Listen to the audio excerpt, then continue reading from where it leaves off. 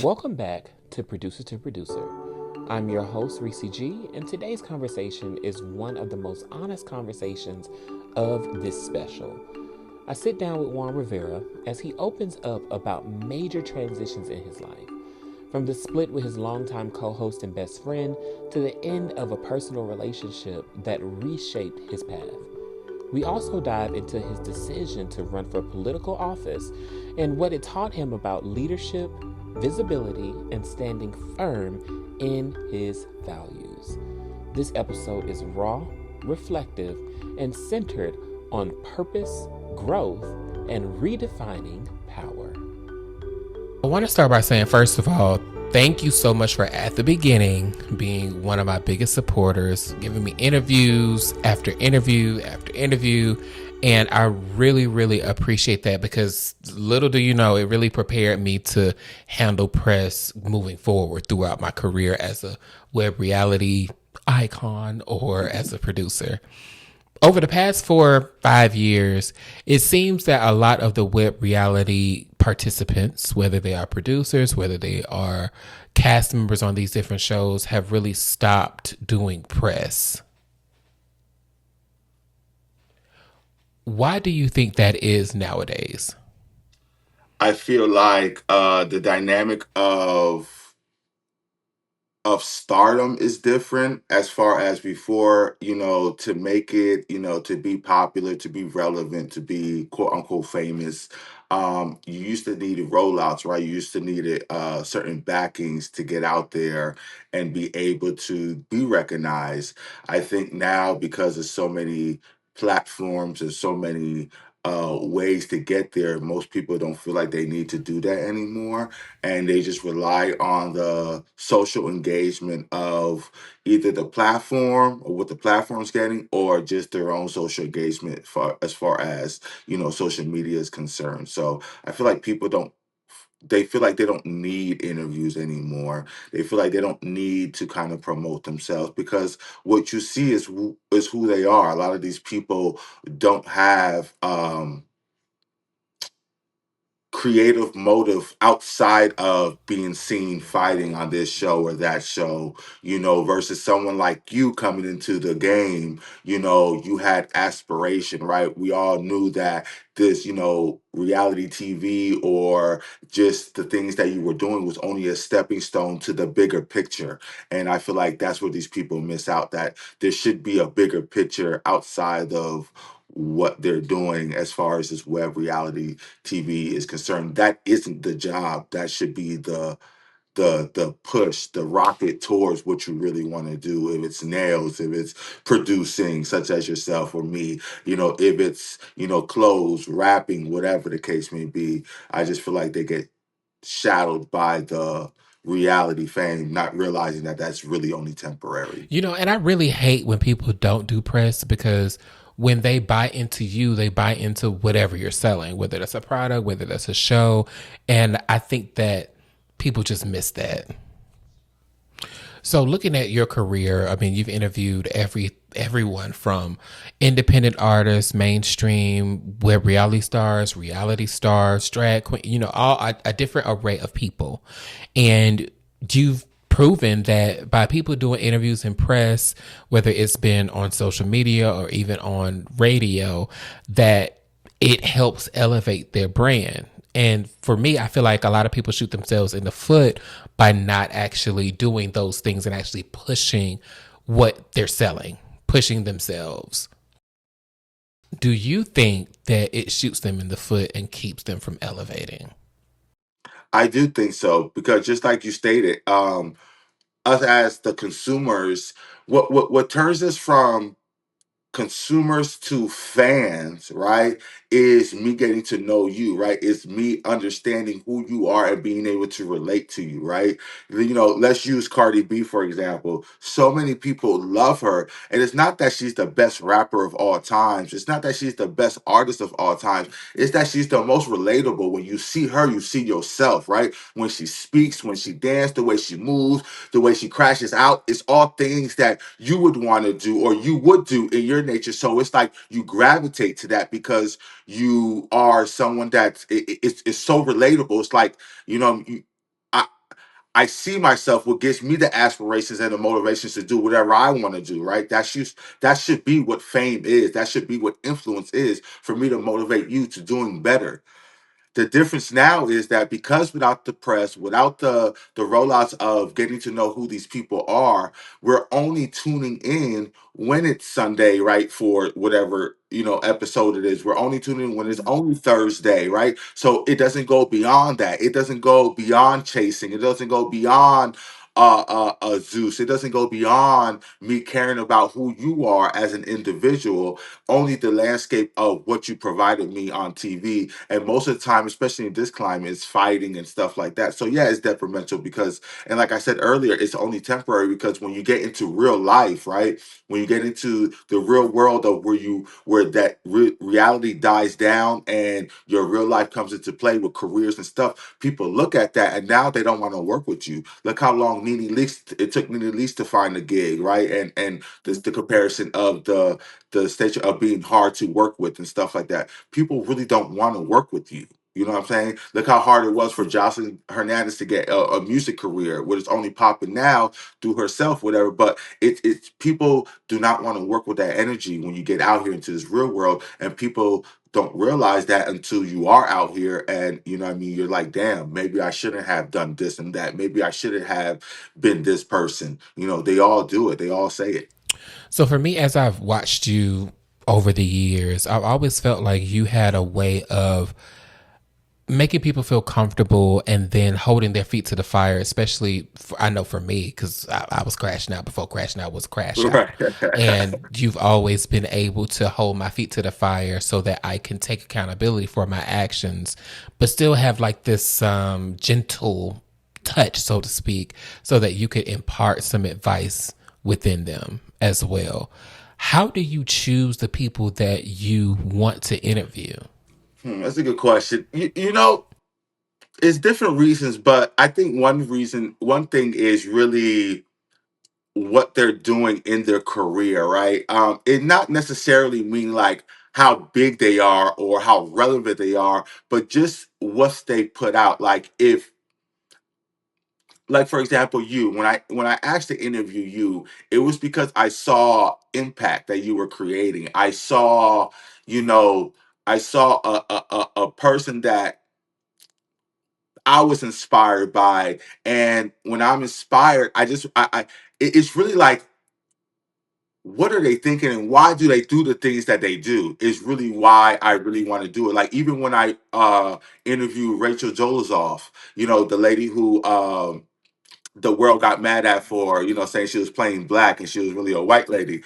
My mindset when interviewing her, the reason why she decided to interview was because I wasn't going into it biased, right? My thought process was, I really want to understand the way people think and why they do the things that they do. So that's really the main initial reaction. Like, I wonder what they think. Let me see if I can get them on the royal couch to see if I can pick their brain a little bit. And at that time, like with you, reality TV, well, in the web space was, just picking up, what I'm saying, it wasn't a lot of, eyes on it as far as press was concerned. So, that was another thing like, I wonder what these guys are thinking, right? I wonder what is it like to be on reality. I wonder what it's like to cultivate a whole show and put it together. What is it like to put it, it's more than just cameras. So it's really just getting into the spaces and minds of people that I'm genuinely interested in. I can care less about the relevancy. I only care about the person that I'm really interviewing and I'm drawn to you, to be honest. So yeah, that's the best way I can answer that. So I don't even know if you do, but when you look at people that do interviews and it's all about clickbait and trying to have a one liner that could potentially go viral, what do you think when you see those types of interviews from those bloggers, interviewers, or podcasters? What's your thought about that? No, I get what you're saying, because when I do see the clickbait value, it's like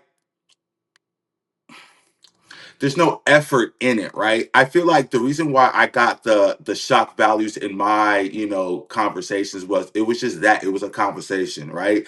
I feel like I saw it like, let me talk to them as my bestie on night, and we just going at it, conversing, giving each other tea, what happened, and da da da. Da. And when you have that experience with somebody, they become comfortable, right? When you're having a conversation and you forget that it's an interview, now y'all just talking, going back and forth, and it becomes a banter, right? It becomes a friendly discussion where they become comfortable enough to relieve the information out. So why it was so I feel like why it was so good when I did it was because people didn't expect it, because it was just a conversation and it led to something. It was always a build up, right? It always led to the wow moment, or the conversation that everyone, the answer that everyone wanted to hear, that no one else could have gotten, right? Because they didn't have that comfortability. And I feel like what lacks now is that build up, that chase, right? That suspense factor, right? That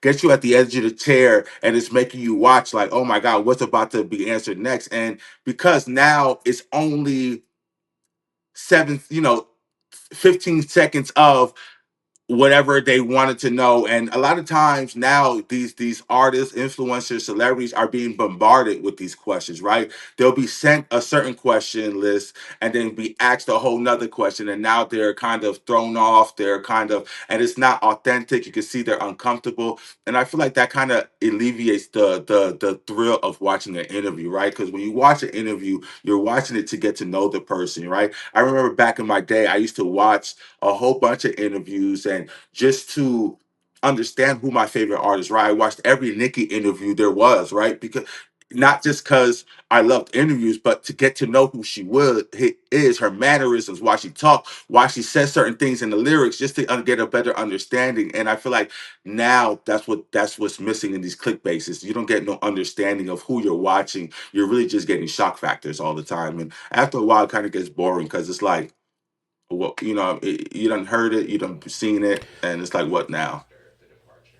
So for me, I know that I always try to, take people with me as I grow. Like that was, and I think that that should be the goal. And looking at the Royal Couch, it was always two co-hosts. That's what we got used to. It was you and your then best About that. friend. And I know for me, working with someone and then eventually having to part from them was a tough thing for me to do.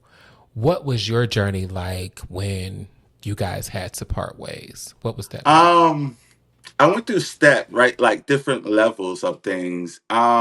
It was really a scary time when it first happened, especially like it was really a scary time because I felt like he brought a dynamic to the show that I just don't have, right? And I may be friendly, I may be welcoming, but he has a comedic,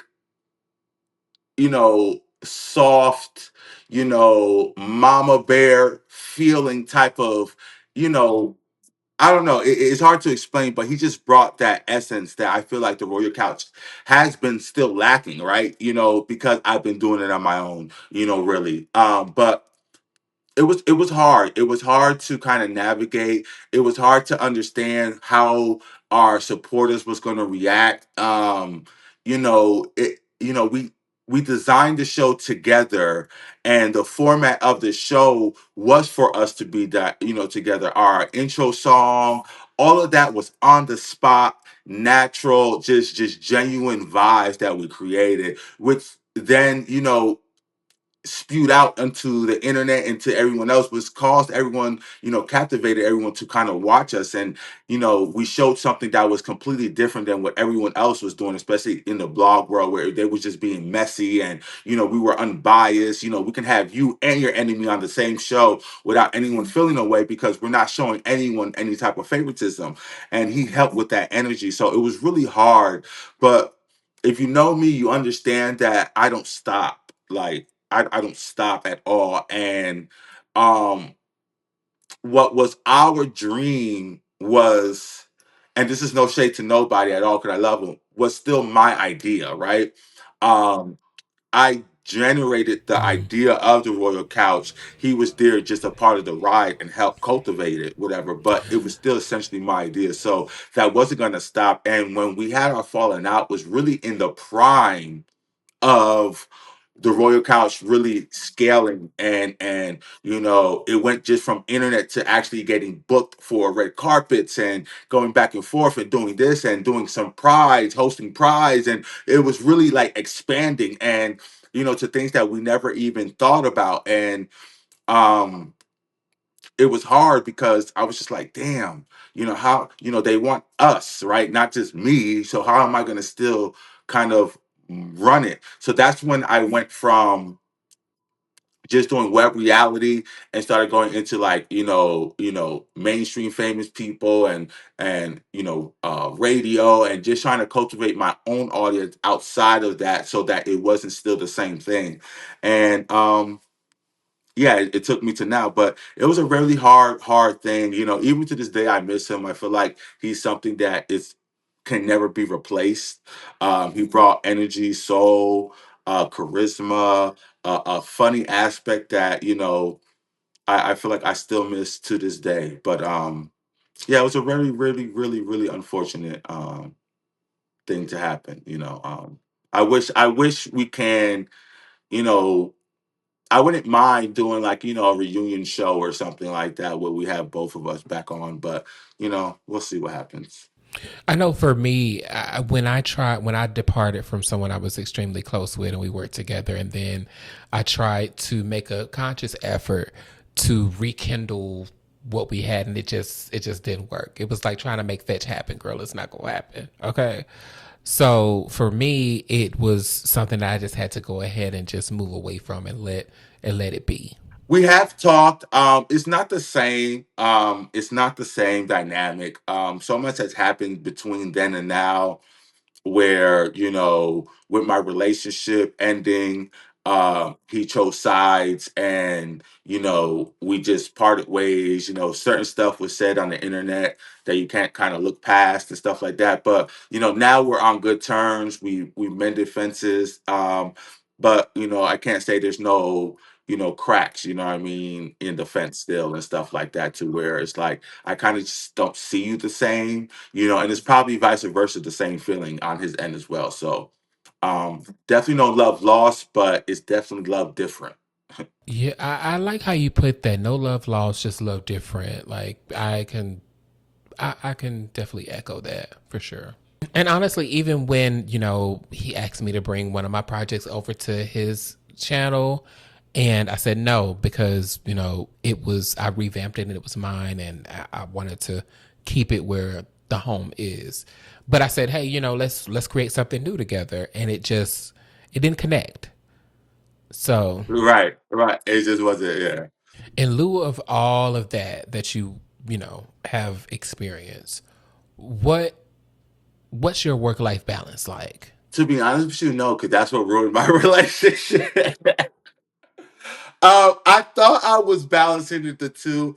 One thing I can say that, right, is when I get focused on something, regardless if it's my relationship or my career or whatever, it's like I'm all in. And because my relationship and my career was kind of like simultaneously growing, it I thought I was doing it well, but I wasn't, right? And I was so focused on my interviews. Like, to get the interviews, to have 3 or 4 interviews a week, like, when you're doing interviews, like, I was pushing at least 75 emails a day. You know what I'm saying? To different people, different, you know what I mean? Customizing each one to each person so that they feel like it's for them and not just some mass email I'm sending out. Like, I was dedicated to making sure, like, I'm like, okay, if I send out 75 to 100 emails, I'll get at least 5 to say yes, right? That was my mindset. And if I do this every day, like, I should have, a built up schedule of people that I can, whatever. And it was working. It was working. I got more than 5. It was a lot of people saying yes at that time. And so I was so caught up in the royal couch and okay, now that I have viewers, now that I have, engagement, now that I have this, how can I make this financially, you know, lucrative for myself, right? How can okay? I got it. You feel me? And at that time, I was on Facebook, right? So I'm like, I'm getting 10,000 views, 15,000, 25,000 views on these interviews and stuff, right before viral was a big thing, and it's like, how can I make money? You know what I'm saying? And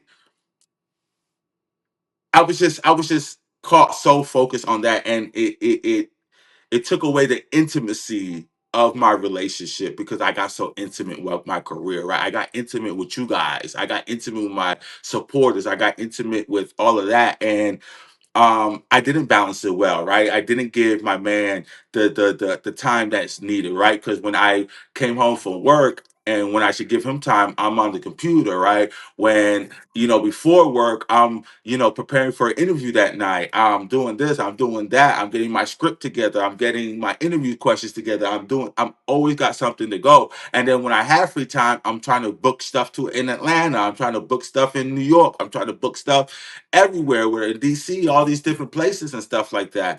And I was like, I need to be outside. You feel what I'm saying? So that kind of put a damper in my relationship. So, you know, I want to say this too for people who have a lot on their plate, understand I can't say you're not able to be done, it's not able to be done, but when you have so many things on your plate, you have to prioritize something. And when you prioritize something, you have to really sit down and understand what's the most important thing on your plate and then go from that angle. And if relationships and love is what's most important to you in life, then I need you to choose that first. But if not, you know, it's going to be it's going to be the relationship you have with your money, with your career, because that's who you are essentially, so I'm going to say I didn't balance my work and relationship life, well. I did it, and so I wouldn't even know how to be honest with you. And for me, even with going through everything and working really hard, I try my best, or even now, I try to prioritize personal time. But I know when it comes down to dating, I'm going to have somebody that really understands my level of drive, have the same level of drive, want the same types of goals. Maybe not the same thing, but the same type of goals and aspirations. Do you agree with that? Or I think I want someone that is as motivated as me, but not in the same field, like not in the entertainment field. Because, not saying that this happened in my relationship, but I do feel like sometimes it did happen where jealousy comes into play, right? Um, there's going to be peaks and valleys, right? Where you're having your valley and I'm having my peak, and then there's going to be times where you're in your valley and I'm at my peak. You're at your peak, and it can be a hurdle at times, because especially if, like, let's say you're doing what you're doing and you're dating an artist. It's like if your shows are popping and stuff like that and you didn't include them in your shows and they want to be popular, and it just always becomes a gray line there where it can kind of get fuzzy a little bit. So I would prefer you to be as motivated, but possibly in a different field, maybe like your own 9 to 5 field, whatever that may be. Um but I think I'm over the entertainment um eh, people and stuff. And I can't get away from artists. Let me tell you something. It's me and certain artists, I cannot get away from them. But um I think I have to step away from it. So I would say yes to the hustle drive of it all, but no to what the occupation you may have as far as the entertainment world. And, for me, I really have noticed that, being in Dallas and using the web reality world, my popularity, it helped me to make a pivot into being the first Black chair of a nonprofit or national, okay, nonprofit organization, one of the chapters, one of 26 of them, okay. With me recently stepping down because I felt like I had more work to do in this space, what was it like with you being in the web space, interview space, and then transitioning over into politics. Kind of take me through that journey. Yeah, so in my interviewing, I got into life coaching. Just going to a life coach myself and just getting my mind, unraveled. It allowed me to start putting that into my interviews. And me doing that in my interviews allow me to learn my community more, right? Learn the people in my community more, which gave me a love for my community itself. And I started doing more activist work within my community. I started, caring more about what happens and why it happens, right? Not so much of what's happening, right? The crime or the potholes or the lack thereof of education or jobs out here and stuff like that. So the why of it all made me kind of really dive into politics. Now, that's not to say I've always been into politics. Like politics has always been interest of mine on the way the America works and why it works the way it does. But I never really zoned in the way I have been in the last couple of years. And so in doing that and talking to my community and working with my community, um I just got more of a love for people, and I already love people as it is, but it gave me a different sense of love, of more like instead of okay, I love you because you're human, it's more like I love you because you're my neighbor, right? And when you have that sense of you being my neighbor, you want your block to be amazing, so you need your neighbors to be amazing. And in order for that, y'all need to come and congregate together and be a community so that everything can just be amazing. And so um, I realized talking wasn't going to do much, right? Talking to the people wasn't going to do much. And I realized that the people in talking to them were scared and really settled into what life was and don't really realize the impact that they really have. And most of us don't even think that our votes matter in talking to people. And I wanted to let them know that it does. And you may not think it doesn't because you're thinking on a grand scale, right? Most people, when we talk about politics, we're only talking about presidents, we're only talking about mayors and senators, the big wigs, right? But it starts at your local level. And if we get people to care about our local levels, that would then allow us to have a bigger say so in the bigger elections that come in, right? And because we forget about our local levels, that's something that I wanted to advocate for in making sure that I let them know that we do have a voice. We can change stuff if we understand what politics is. You know what I mean? Not what's just going on, but the why is going on, and then how can we do it? How can we fix it to so that we can change it?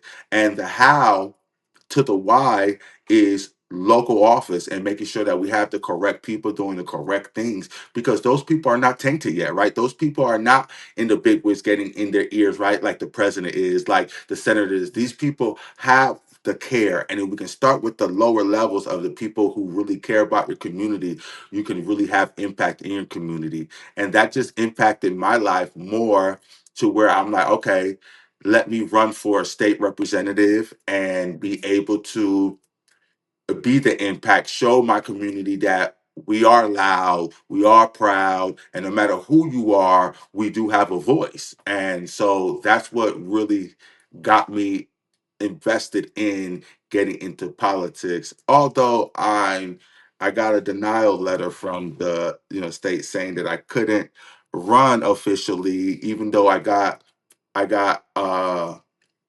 2,000 signatures in my community for me to run. I raised the money. They gave me all the pushbacks in the world, right? It's usually one or the other, but I had to do both for some reason. I got the money up, I got the signatures, um, and what what really got me out was my breakup with my ex wasn't so civil. So because of that incident and cops were involved and the incident didn't happen, they canceled my application due to uh, a pending charge, which was dismissed So yeah. But that doesn't stop the fight. That doesn't stop the nature of the cause. Like, I'm happy I still did this because what it did was it got my name out there. And so next time I'm just going to come stronger and hit harder. When you received that denial, what was that feeling? What were the emotions that you went through? I'm not going to lie. A tear dropped down my face. Like I cried because I'm so serious about the things that I do. And I really thought I had it. Like I was like, wow, my community's behind me. Like this is it. Like this is the change, right? This is the start of the person I always saw myself to be, right? And it was crushing, right? So my name is Juan, right? Juan. And Juan has received so many failures. Juan was raped and molested. Juan was bullied. Juan was a lot of things, not, felt displaced in his family. And so Kyng came because Kyng was Juan's superhero, right? Kyng was the person that could do it all, right? That gets all the yeses, that came and saved Juan and picked Juan up and got him where he was, right? Kyng's done all his accomplishments. The political side was Juan stepping on his own again. Was Juan saying, "No, Kyng, I got this time," right? Because the world wasn't going to know Kyng, they were going to know Juan, right? When I signed that paperwork, I had to sign Juan at the bottom, right? I had to, you know, promote myself as Juan, right?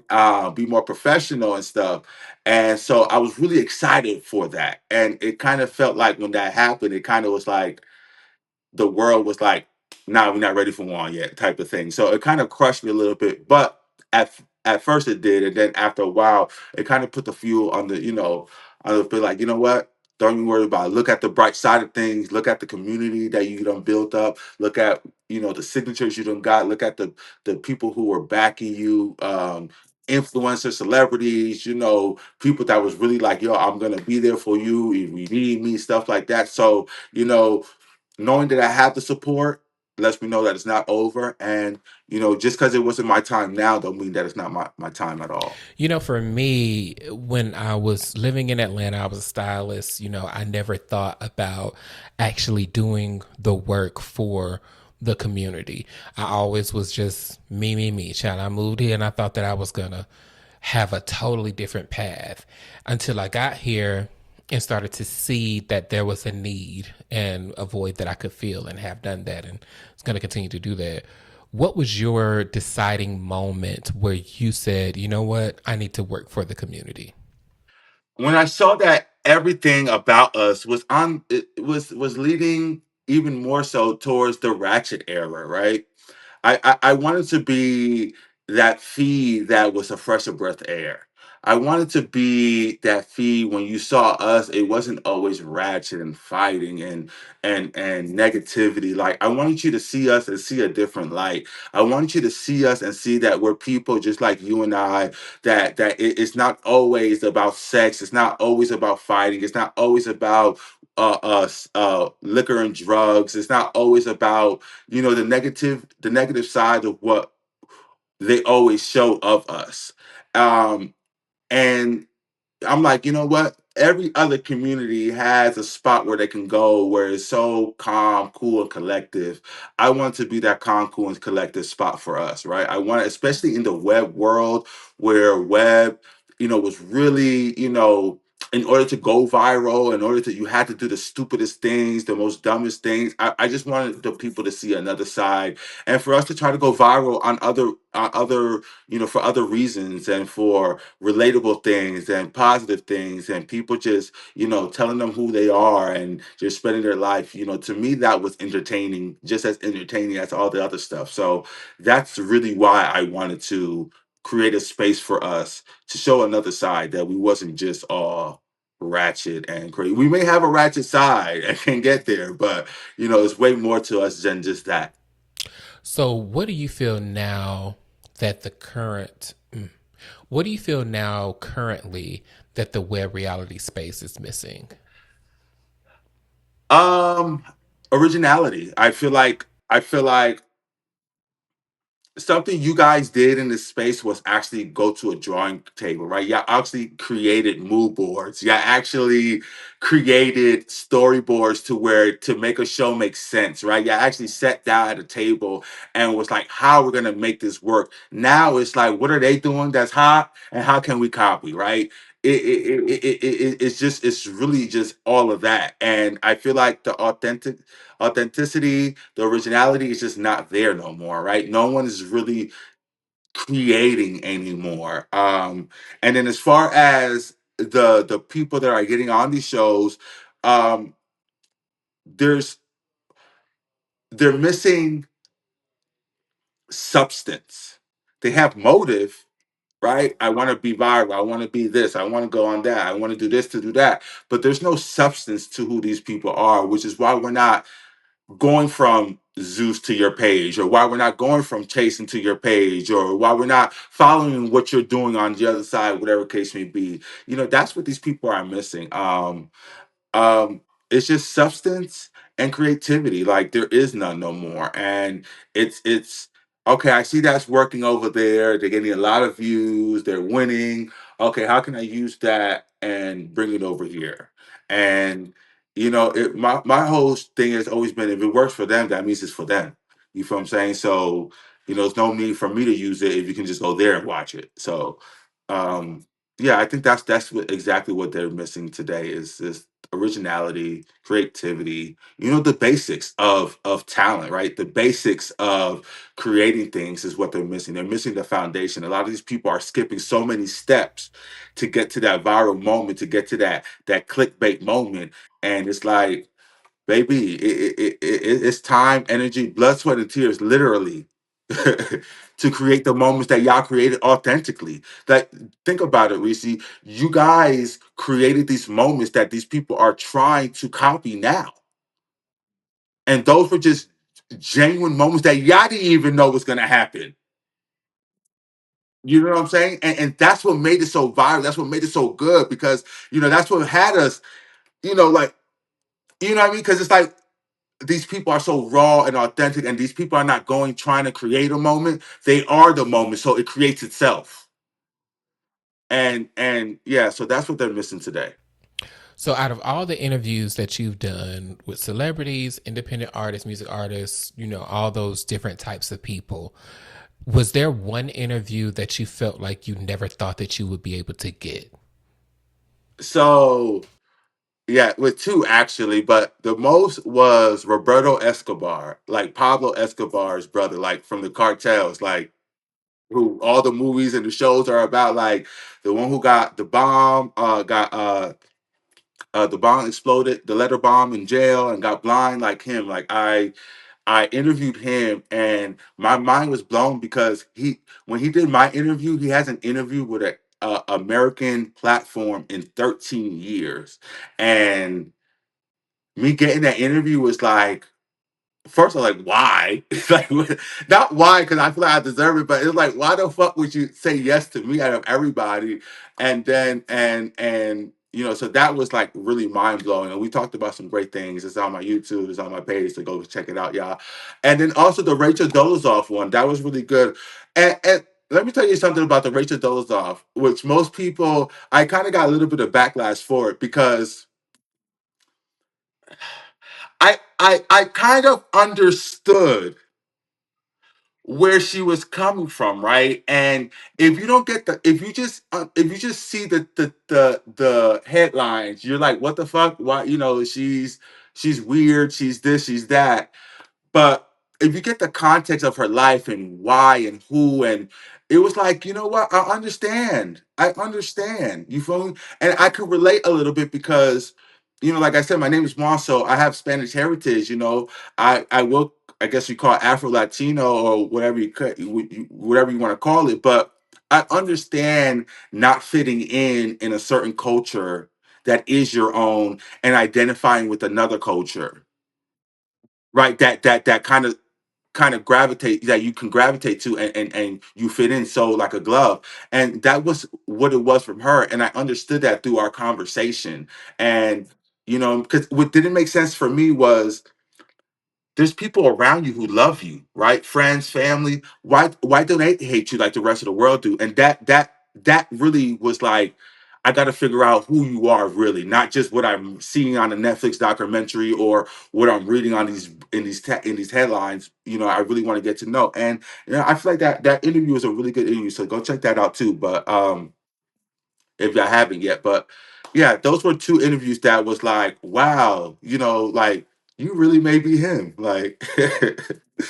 Yeah, I watched that interview and I watched the documentary that she had, and I understood her more after seeing it, you know, like with what she was going through with her children and everything. And I really wish that I feel like her heart was in the right place, but I wish that there was someone around her to actually educate her, tell her, "Hey girl, don't do that," and just give her a different way to go, because I think she definitely got a bad batch. All right, so we've come to the end of the interview, and I always ask my big three.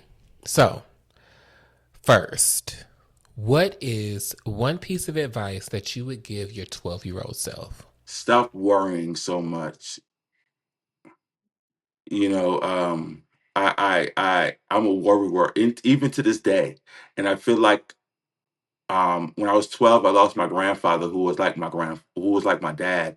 And it instilled some type of fear in me that made me so stressed and worried about things and failing and this and that and I could just name, you know, the list goes on.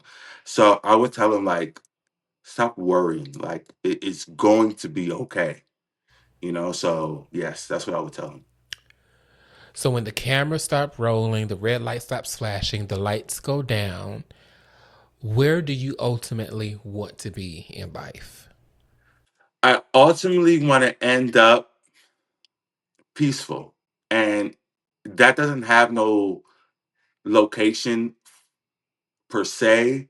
It's just I just want to have a peace of mind, right? I want to be able to close my eyes and just be with myself in that current space in the present moment. That's something I work on now because it's hard for me not to think about the past or have anxiety about the future. So when the cameras are off and the lights are off, I would love to be in a peaceful state of mind.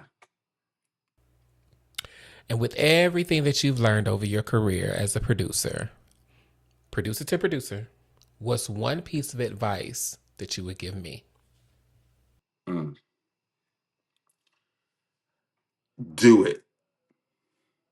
My mentor told me do it. Every time I came out with an idea, every time, no matter if it was stupid or I felt it was stupid, if I felt like everyone's doing it, if I felt like no one's doing it, he always told me, do it, do it, do it, do it. If it comes to your brain, it's meant for you to do. Period. Period. So from producer to producer, Reese, you're an incredible mind. And I know you got a lot up there. Do it. Whatever's you're stuck on, do it. Whatever you're thinking about, do it. Do it. Do it. Do it. As we come to a close of today's episode of Producer to Producer, I want to thank you for sharing this space with us. Conversations like this remind us that every season of change carries a lesson, and every moment of discomfort holds the potential for clarity and growth. Our hope is that something you heard today encourages you to pause, reflect, and honor your own journey.